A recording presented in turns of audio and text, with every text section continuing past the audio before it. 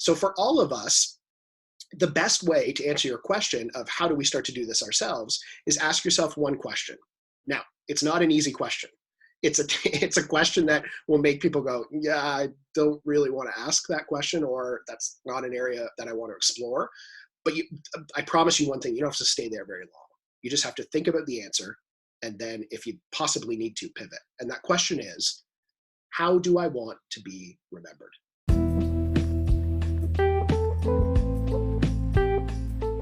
Welcome to the Network Marketing Made Simple podcast.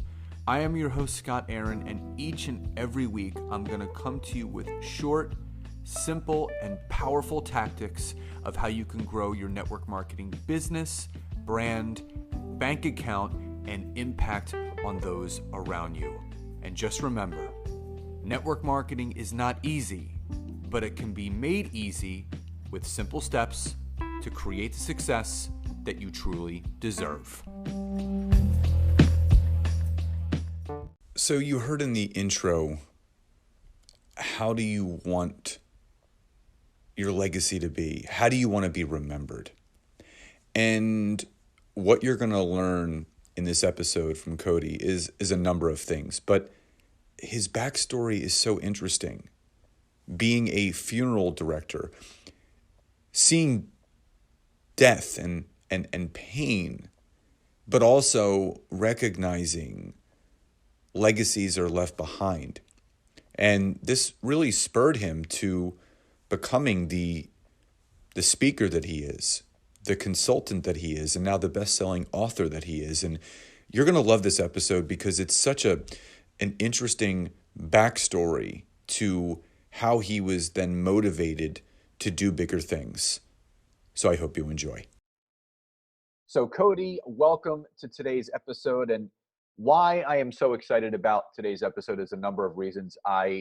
When I get the opportunity to interview another top business coach, but also a top author, it's really inspiring to do so because everyone has a book inside of them that they've been writing their entire life. But everyone says, I want to write a book, I want to have a bestseller, and they start the process and then stop because I don't think they understand the full process of what that means. And, I'm currently working on my third book, and once you kind of get in the flow of publishing books and getting things out there, it gets easier and easier. And, obviously we're going to talk about everyday legacy, which I'm highly advise everyone that's listening to this to get, and you're going to have the ability to do so either in the show notes or any other way of contacting with Codi. But it's an incredible book, and I don't want to spoil anything. So Codi, before we talk about obviously everyday legacy and the things that you're doing moving forward, you have such an interesting and impactful past. So with my audience that is not familiar with you or what you do, and obviously what profession and industry you came from, just take a little time right now and just introduce yourself to my network and the listeners. Sure. Well, the interesting past, Scott, that you're referring to is the fact that my background is in funeral service. So I spent 20 years as a funeral director and embalmer. And that usually catches most people off guard. Most people are surprised. Not a lot of people know a funeral director personally. Most people don't anyway. And it always leads to a variety of interesting questions. And those questions are always usually surrounded around death and the darker side. People are curious. Their curiosity peaks. And obviously when they're not experiencing a loss themselves, the questions are endless. They can ask any question they want. But what's interesting and what most people are surprised to learn is that in a career surrounded by death, I actually like to say I learned so little about death and so much about life. And so that's really where the book is inspired from. It's funny that you talk about the journey of writing a book and some of the challenges that come with publishing, and I experienced those. So when I first started professionally speaking about 15 years ago, about the first 5 of that was corporately. So I was working for a corporate group at the time before I launched into my own consultancy. And I started to meet with these speaker bureaus. And one of the things that they said time and time again, consistently over all these bureaus, was write a book. Just write a book. It's a great authority piece. It's good to have. It shows, it basically envelops your wisdom in a consumable piece of something that isn't you. So people can get to know you, they can learn more about you, so on and so forth. And so I thought, that's great. That's what I'll do. I'll write a book. Well, it didn't happen right away. And I tried several times. And the worst part was I tried and I failed. They were just not good, even though I was in the space of, organizational culture and people and HR, the soft skills of HR. And the book just wasn't flowing out of me, even though that's my passion. And so I thought, with my very logical left brain, you just must not know how to write a book. You just must not know the steps, how to get it out. And so I thought, well, great. Like most people, I know, especially in your network, when we don't know how to do something, we look to coaches and experts who do. So I did the very same thing. I hired a book coach, and we started to talk and work through different things. And one of the things that happened was the very same thing. We hit the same stalls, the same roadblocks. And I thought, what's happening here? I don't understand. And she said, look, let's just have a conversation. Let's just have a conversation. Tell me about one thing that you believe with all your conviction to be true. And I answered like that. And I said, I think we have the definition of legacy all wrong. I think that we are programmed to believe that legacies are something we leave, something that's there once we're gone, once we're dead. And I've seen how powerful it is when we shift that narrative from something we leave to something we live every single day, and really realize the power of our gifts and our purpose while we're still here. Almost like being in control of the legacy we will leave, but essentially shifting it to that sense of living it. And she was totally taken, super interested, and said, tell me more. And I did, and 4 hours later, we hung up the phone. So she later said to me, I don't think you need to write a business book. I think you need to write a book that just pours out of you and then figure out how it applies to business. And so this book is written the same way our consultancy runs. So as you mentioned, I'm a consultant and a coach and work in the space of development, leadership development, culture, organizational culture. And a lot of those concepts are integrated into the book, but the main tenet of our consultancy is people first, always, in brackets, without exception. Because one of the things that I realized when I was working corporately is that there were so many times when we were putting process ahead of people. And essentially then all of a sudden we would come to market with this great idea. And most of them were really great ideas. But the problem was that we put the process first, and so the people came second, and it meant we didn't have that galvanizing belief structure built into the framework of whatever it was we were introducing. And I saw so many great ideas just die because they literally didn't have that strength with the people behind them. So when I stepped out on my own 6.5 years ago, I thought, organizations need to just focus on their people. That's it, first and foremost. Focus on their skills, their strengths, their aptitudes, how they fit into the fit of the organization and what that culture really is like. And then build strategy and everything else, marketing, all those things from there. And so when I wrote the book, I thought, well, why would I approach my book any differently? It's all about us as individuals and our gifts to the world and our purpose. And that's how that will fit in. This will fit in ultimately to organizations. And then how do we show up more powerfully in our life, ultimately in our work, in the relationships and experiences we have. So I think that's a long answer to a short question, but you also have a speaker here as a guest today. So I can tell a few stories. The same exact way. And there's always loaded questions and they end up getting long answers because the way that speakers are, we're natural storytellers because we need to paint a picture for people. Yeah. Because most people, they're listening, they're auditory. So you have to take an auditory story, implant that in someone's mind so they can create a vision of what you're talking about in their head so they can then follow along. There were so many things I could take from just that 6-minute clip that you just shared, but there were two big things that stuck out to me, and I want to handle them one at a time. Okay. And it was the first thing you mentioned is legacy now instead of legacy later. Everyone focuses on, and again, I'm going to use this, the world lost in my mind, one of the greatest human beings, sports athletes that I had the pleasure of knowing through 6 degrees of separation, growing up one township away, in Kobe Bryant, and his daughter who was starting to leave her own legacy for other young girls to really pursue their passions. And again, everyone talks about legacy, when someone dies and if it's tragic or non-tragic, but I love your concept of why do you have to wait? Why does someone's legacy have to be felt when they're gone? Why can't that legacy be felt right now? So dive into that a little bit deeper and explain to the listeners more of the principles behind that, about how we have the power to leave that legacy right now while we're living, instead of waiting for that impact and legacy to be felt later. Yeah, well, this actually is a story from the book, and one of the things that, when you're a funeral director, you're conducting funerals. It's one of your main responsibilities. And so I was once standing outside the back of a chapel and conducting a funeral for a gentleman, like I had done thousands of times before. And there's always these what are called like monitor speakers, and so they're outside the chapel. They're so funeral directors can listen in and hear what's happening and know, when to take their cues for certain portions of the service. And I was listening to, I was particularly caught by the eulogies that people were sharing for this gentleman. And of course, I didn't know him, and I'd heard thousands of eulogies before that, but there was just something that about this particular gentleman where the eulogy was resonating. He was an older gentleman, so perhaps it was that grandfatherly connection that I had to my own grandfather, but there was just something there. And I thought, what a human. I mean, they were laughing, they were crying, tears from belly laughs and tears from laughter. That it was just all enveloped in this room with these incredible sentiments about what sounded like just an incredible human. And I thought, I had this stalling moment. It was one of the funerals that created a real aha moment for me. And I thought, God, I really hope they told him what he meant to them before now. Because if they didn't, what a shame. And then I thought, did he realize the impact he had in their lives? Did he understand that he shifted and shaped these individuals in this room because of how he showed up today? And so the realization of those two things, that was the original start of me thinking, gosh, we've really got legacy all wrong.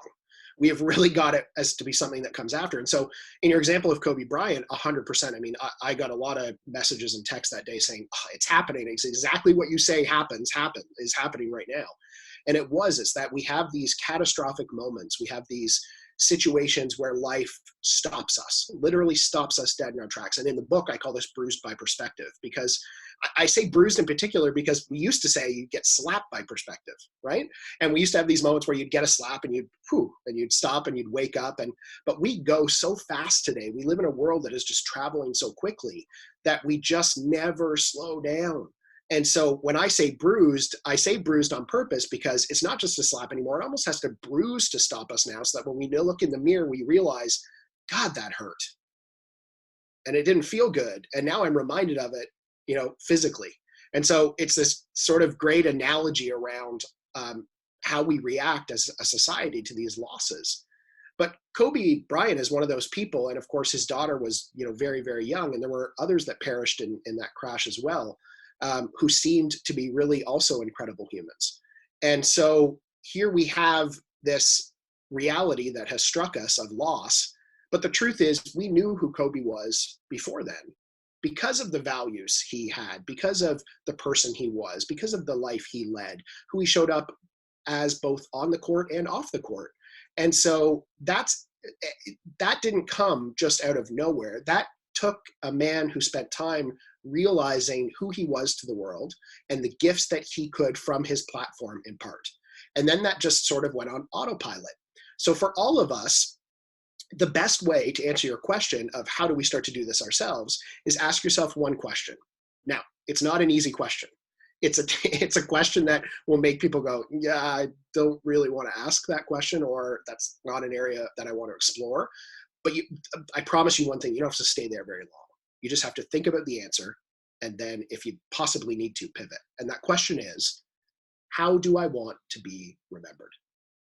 So if we can fast forward to the end of our life, to the end of our human experience for just a brief moment in time, and ask ourselves, how do I want to be remembered?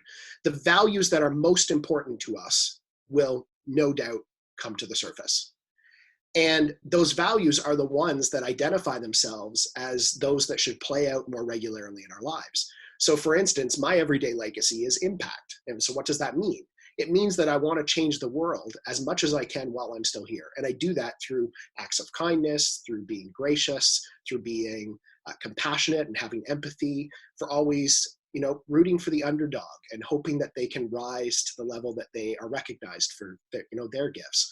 All of these things are ways that I embed into my every single day, so that in the end, I ultimately was in control of what my legacy would be when I'm gone.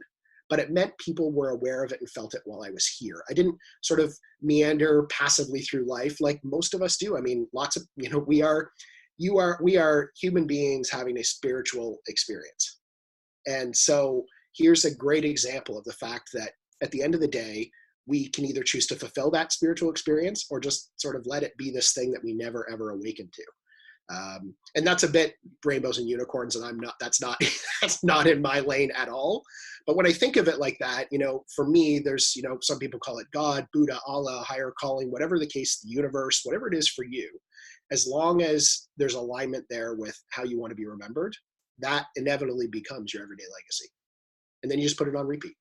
And I think that's so powerful, because random acts of kindness, or reaching out to people in your life and just sending them a text message saying how much you love them or how much you appreciate them, or even just writing down in a journal things that you're grateful for.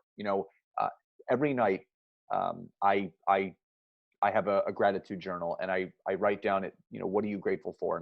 And I always write down things about me, but then things around me. I'm grateful for my body, my health, my businesses. I'm grateful for my fiance. I'm grateful for my son, my family, and my friends. So, I'm always I'm putting gratitude out there. And I think that's such a beautiful sentiment to you, because again, everyone feels that we're immortal. We take for granted every day that we're given.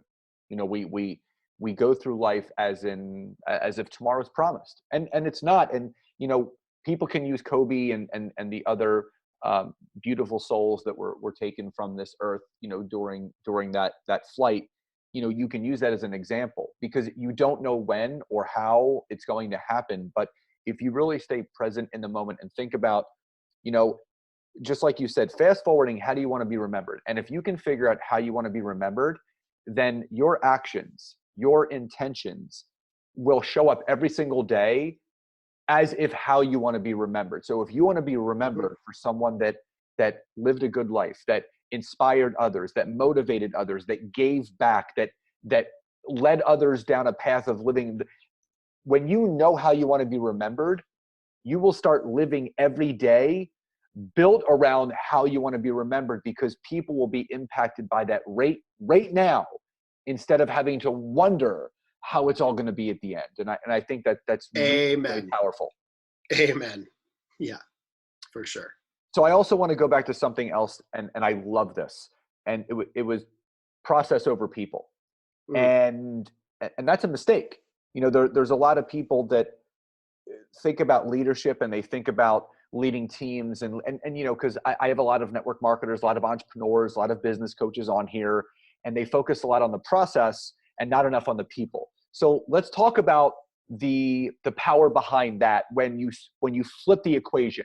Whereas most people are focusing on process over people instead of people over process, how much can shift in your life and in your business if you switch that equation around, where it is people over the process?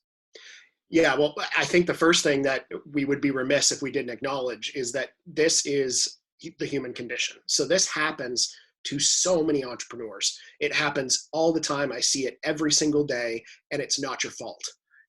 You can do something about it, though. And so that's the first thing I want to say is don't feel as though we are speaking at you. This is a conversation with you, because I think that's a lot of mistakes, a big mistake that coaches and consultants make is they say, well, you shouldn't have done it that way, and never acknowledge the fact that what they did was actually very easy and came by wholeheartedly and without intent.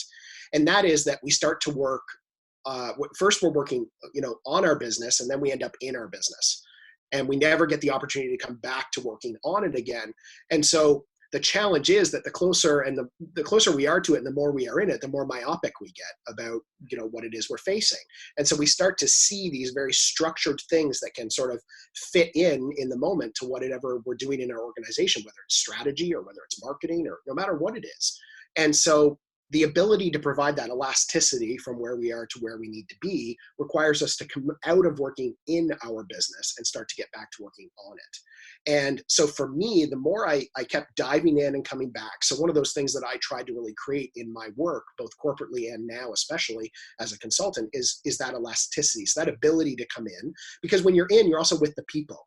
So it's important to be able to come into the business and work on it and see what's happening and get a grassroots experience that your frontline operators or people are feeling, but then come back to the on. And that's the really important piece, because it's when you're out here and you're working on the business, that's when you start to realize that the people part of the equation.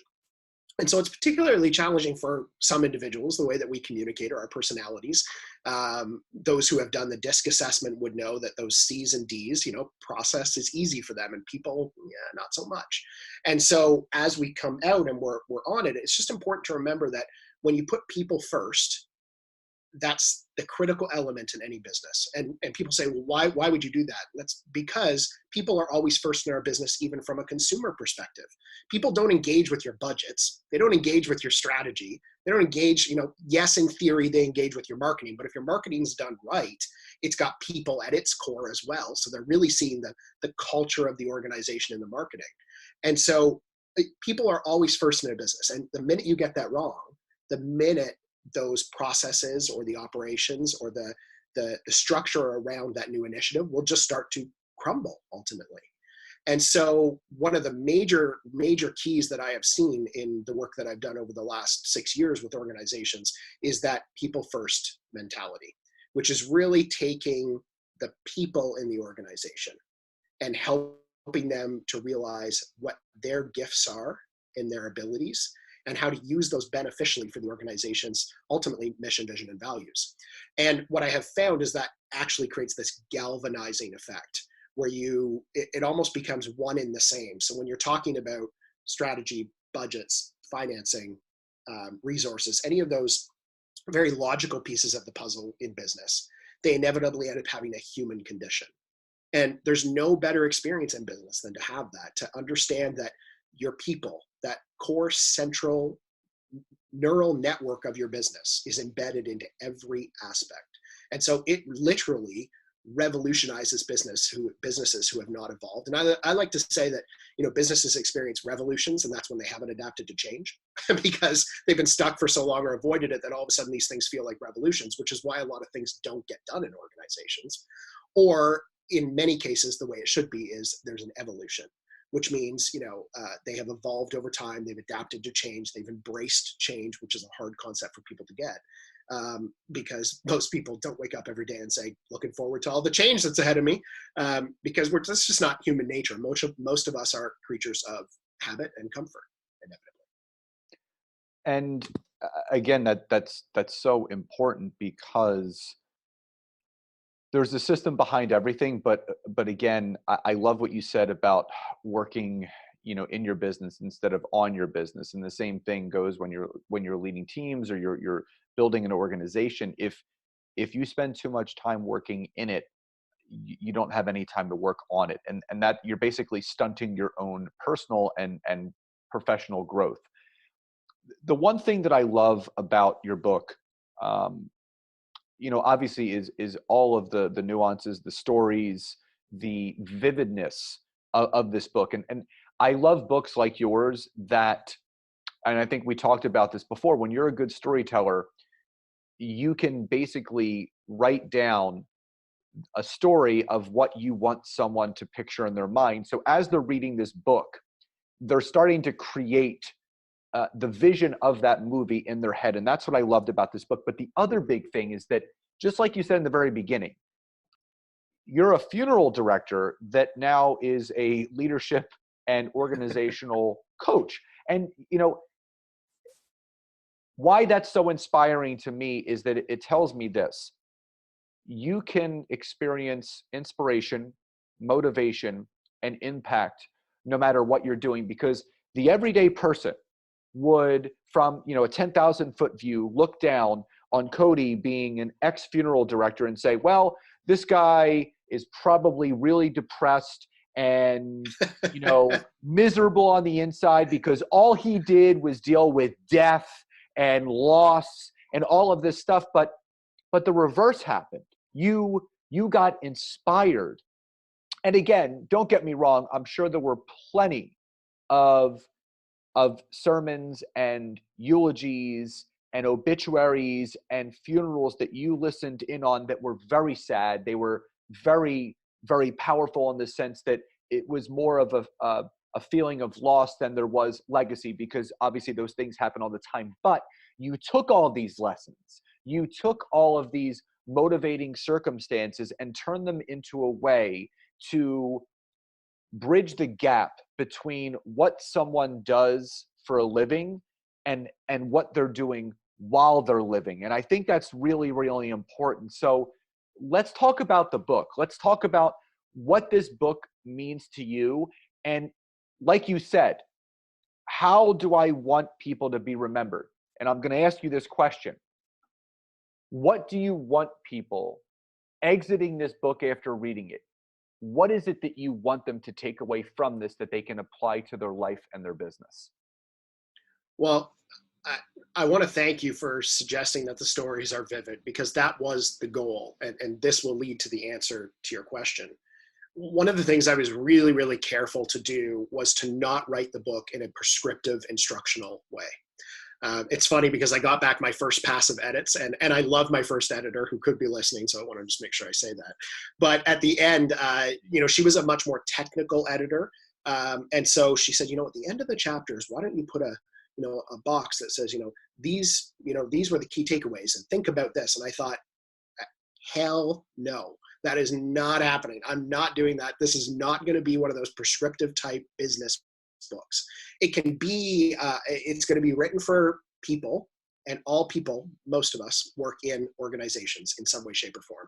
So there'll be the touch point that way.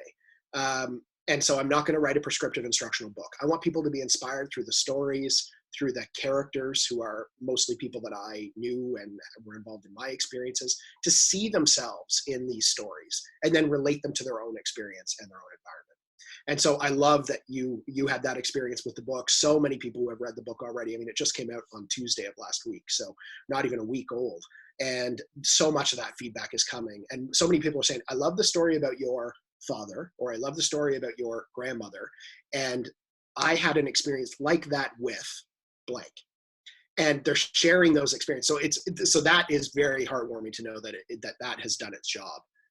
But ultimately, at the end of the book, and I'm not going to give away the end of the book, but you'll recall the very last page has something happens, and it's 2 lines, and all I'll say is, I hope that the end of the book, is the beginning of something for everyone who reads it, and that is to understand the power of showing up right now with purpose and passion, and really understanding what our gifts are to the world, just by asking yourself some of the questions that through the stories I ask you to ask of yourself.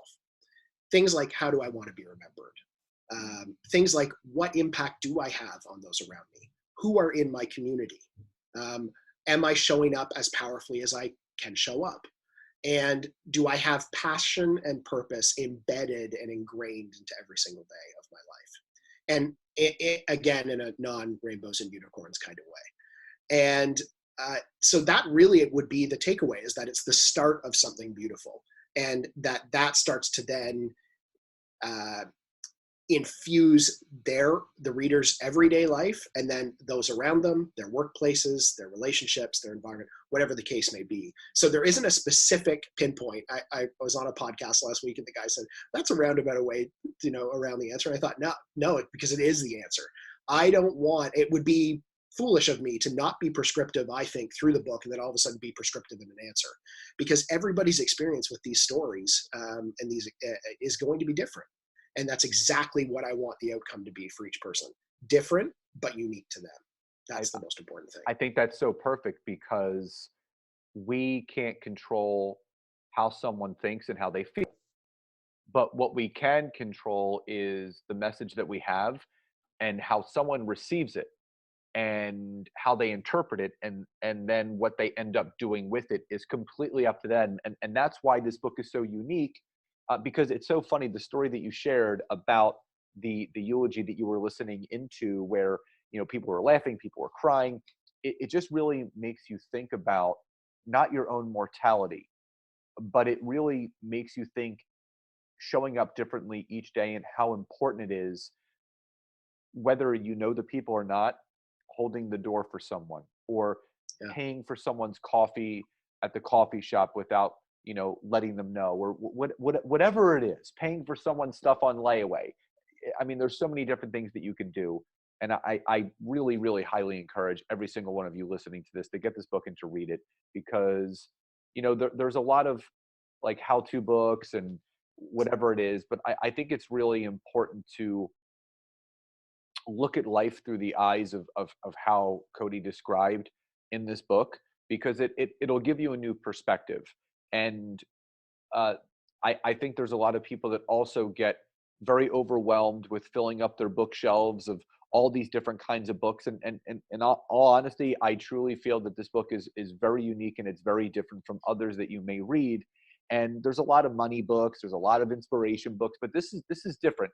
When someone can be open and vulnerable and share their own personal experience of what they've taken through their life, what they've learned, and then put pen to paper and are letting you into it, so you can obviously create an emotional connection to it where you can relate to it and you can bring some meaning of that book into your life. That's a very, very powerful thing to do. And I think for the listeners, as an author myself, I think that's what you guys need to understand. We write these books cathartically for our own self, to get out our feelings, but with the intended purpose that I know when this book is done and it's out there, whether one person reads it or a million people read it, it's going to leave people better, because that's how the chain reaction takes place. One person reads it, they tell someone else, you got to check this book out, and then it spreads like wildfire, and it's the best kind of wildfire to spread. So, Codi, as we start to wind down, for those that are listening to this right now, prior to reading it, so not even focusing on the book, what's the one thing that you want people to take away from everyday life right now, after living life the way that you have so far, all the people that you've worked with, writing this book and now releasing it? What were some of the lessons that you learned through this process that you want other people to take away so they can start moving forward in a positive direction in their own life? I would probably say, without question, the immediate thing that comes to my mind is vulnerability is a gift. And most people, don't love to feel vulnerable. I experienced that even as I was writing the book. There's a lot of stories, in particular the story about my father, which was the chapter that took me the longest to write. It took me the longest to get through. It probably took the most amount of, tissue and such to like wipe the keyboard clear of tears, because it was, you used the word cathartic, and that's exactly what it was. When I wrote this book, my goal was for it to impact one person, just one. And I realized through the process that was me. And so to me, as much as I don't want to be naive to the fact that obviously book sales are important, but book sales to me have a different equation than maybe most. And that is, I actually don't care about the number of books that sell because of what it will make. It's the number of books that will sell because of the impact it will make. And so, if one person reads it and takes one thing away, it's similar to when I'm speaking on a stage. A speech might last 60 minutes, but its impact can last a lifetime. But it's not every one of those 60 minutes that makes a difference. It's usually 30 seconds or 1 minute of 60 that just resonates with people. And it becomes this thing this mantra they can embrace. And so I want the very same thing for this book. I want people to take away at least one thing and have that shift powerfully how they're showing up right now, to change the perspective they have on one relationship, even if that relationship is the one they have with themselves. That's the one thing I want people to take away. Love it. Before we wind down, I always have one final question, but before we get to that, how can people, and obviously this is going to be in the show notes, but how can people find out more about you on social and learn all of the different things that you do outside of just the book? Sure. Best place to connect is always, Instagram, Facebook, LinkedIn, those places. At Codi Shewan is the handle across those, each of those platforms. And it's at CODI. That's the big one that catches people. Codi with an I, Shewan, SHEWAN. Everydaylegacy.com is a great place to connect to learn more about the book specifically. Obviously, all the retailers where it's available, Barnes & Noble and Amazon in the US, and then worldwide connections as well, are all linked directly there. And then CodiShewan.com is where you'll find everything to do with speaking for Codi. Love it. And Yeah. obviously, that'll all be in the show notes for people to get directed to. And Codi, before we end today's episode, I always finish with this final question because there is no wrong answer. It's truly what it means to you. So, Codi, what does success truly mean to you? Rewind the clock, and a younger, hustling Codi would have had a very different answer for you. But the Codi that lives and breathes, that's here with you now, defines success as impact, and really how we are showing up in the world and how we are shaping and changing ourselves and those around us on a consistent daily basis. And that sounds like a lot of work. And the truth is, the more in congruence you come with that philosophy, the easier it gets, because you will inevitably attract more of the same people towards you with good energy, good character, good values. And it just becomes this thing that almost ends up on autopilot. So for me, success is defined as impact in a meaningful, responsible, ethical way that helps people to see their real gifts in the world, and then to multiply those. Love it. Simple, easy answer. Yeah, and it's so powerful, and I'm so glad that you went forward with writing this book, because people don't understand that the impact that writing a new book has on people, and how, like you said, one person reads it. I mean, obviously it was for yourself, but you talking about it with someone else, and then it spread. So first, as a author to author, thank you so much for going through with writing the book, because it's an arduous process. It's a long process. My first book took 13 months to write. My second book took 14 months to write, and my third book, I'm now on 13 months as well. And it's a process, and it doesn't need to be rushed. But what I can tell you is that it's so worth it in the end. So Codi, thank you so much for sharing your stories, being vulnerable, and not only for leaving me better, but for leaving the audience better today. So thank you again so much for joining me today. Hey, thanks, Scott. I appreciate it. I appreciate all of your gifts. Thanks a million. Absolutely. So guys, all of the information will be in the show notes. And as always, take a screenshot of this wherever you're listening to and from. Post it on social. Let Codi know what you took away most from it. Get this book. The link to how you can connect with Codi and this book will be in the show notes. So I highly endorse, highly recommend, and it's something that everyone should have, and this book should be on your bookshelf as soon as possible. So guys, thank you again so much for joining today. Enjoy the rest of your days, and I'll talk to you next time. Bye-bye, everybody.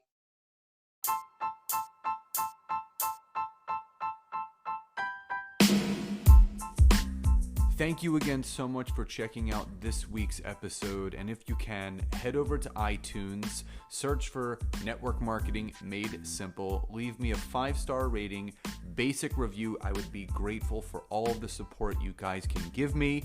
And again, if you'd be interested in learning more how to utilize LinkedIn to grow your business, your brand, and your bank account, head over to my website, www.scottaaron.net. Fill out the form for your free 15-minute discovery call so I can learn more about you, your business, and how we can work together. And again, thank you guys so much. Grateful for you all, and I'll see you next time.